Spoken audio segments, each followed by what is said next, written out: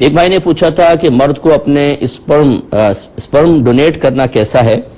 یہاں پر ہمارے ایک ہاسپٹل ہے جو یہ لیتے ہیں اور بدلے میں پیسہ بھی دیتے ہیں اور پھر اسے کسی ضرورت مند کو بیچ دیتے ہیں۔ دیکھیں، ایسا کرنا بالکل ہمارے شرعی اعتبار سے بالکل حرام ہے، ناجائز ہے، اور یہ بیع نافذ ہی نہیں ہوگی، یہ بیع باطل ہے۔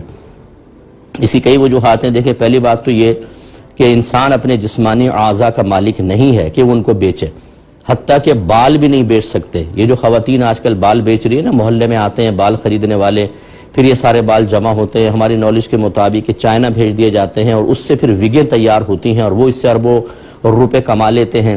تو ہماری بہنیں تھوڑے سے پیسے کے لالچ میں اپنے بالوں کو بیچ دیتی ہیں اور برتن وغیرہ لے لیتی ہیں اور دیگر چیزیں، یہ شرعاً بالکل جائز نہیں۔ انسان اپنے جسم کا کسی بھی طرح سے مالک نہیں ہے، اسے استعمال کرنے کے لیے عاریتاً دیا گیا ہے، لہٰذا بہرحال یہ اسپرم وغیرہ ڈونیٹ نہیں کر سکتے ہیں۔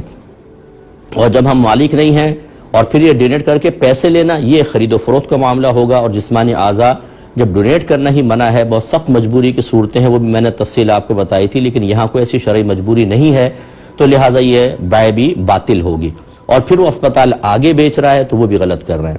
اور اس میں خرابی کی وجہ کیا ہے کہ جب اسپرم کوئی دے گا، اب وہ کس میں انجیکٹ ہوگا، کس کے ایگ کے ساتھ ملا کر کس عورت کے رحم میں رکھا جائے گا، اس طرح نسب مشتبہ ہو جائے گا، کچھ پتہ نہیں کہ کون کس کا، کیونکہ جو ہمارے جسم کا یہ حصہ ہے، اسی سے اولاد اللہ تعالیٰ تخلیق فرماتا ہے، اور اسی لیے زنا کو حرام رکھا۔ یہ زنا کیوں حرام ہے؟ اسی لیے کہ نسب مشتبہ ہو جائے گا۔ اگر ایک عورت کسی شخص کے ساتھ ناجائز تعلق قائم کرے اور پھر وہ ایک آدمی سے شادی بھی کر لیتی ہے، تو اب اولاد کا کیا پتہ چلے گا کہ اس کا ہے۔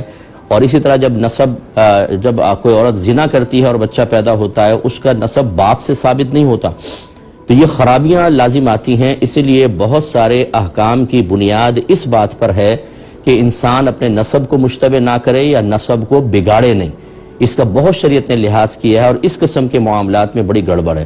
اسی کے اوپر تھا پھر یہ جو ابھی کچھ دن پہلے ایک شور سا اٹھا تھا کہ عورتیں جو ہیں وہ اپنا ملک جو ہیں وہ ملک بینک بنا دیا کہ جو اس میں ڈونیٹ کر دیں، اگر آپ اس کو یوز نہیں کر رہی تو کسی عورت کے کام آ جائے گا۔ اب اگر 2 سال کی مدت کے اندر وہ دودھ کسی بچے کو پلایا جائے گا تو وہ اس عورت کا رضائی بیٹا بن جائے گا یا بیٹی بن جائے گی۔ اب یہ تو پتہ نہیں کس کو پلایا، ہو سکتا ہے کہ آگے چل کے یہ معاملہ ہو کہ اس عورت کے بچوں کا اس بچی کے ساتھ نکاح ہو جائے، یا اس کی بچی کا اس لڑکے کے ساتھ نکاح ہو جائے، تو یہ تو رضائی بھائی بہن ہوں گے۔ تو چونکہ یہ معاملات انتہائی مشتبہ ہو سکتے ہیں، اس لیے یہ چیز بھی بالکل ناجائز ہے اور منع ہوگی۔ باقی یہ مطلب بعض لوگ کہتے ہیں کہ جی ہمیں وہ بالکل اس کا حساب کتاب رکھا جائے، اس کا ریکارڈ رکھا جائے باقاعدہ۔ بھائی ریکارڈ میں تبدیلیاں بھی ہو جاتی ہیں، کیا کچھ نہیں ہو رہا ہمارے اس دنیا کے اندر، آپ سمجھتے ہیں۔ تو اس لیے شرعی طور پر اس کی بالکل بھی اجازت نہیں ہوگی۔